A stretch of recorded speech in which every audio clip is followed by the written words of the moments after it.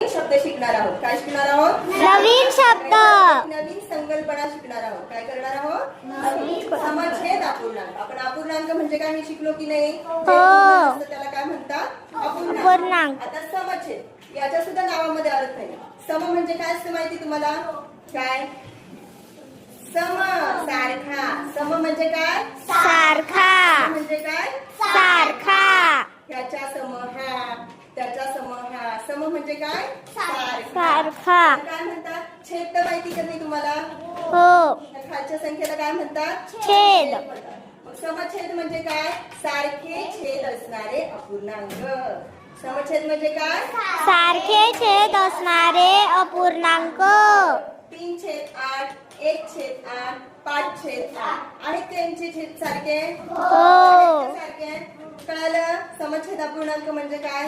हो. काय? ज्यांचे छेद काय असतात? सारखे असतात. छेद सारखे असतात त्यांना काय म्हणतात? समछेद म्हणतात. त्याच्या नावामध्येच काय आहे? अर्थ आहे. आता तुम्हाला सुरुवातीला नवीन वाटेल पण ते सारखं ऐकून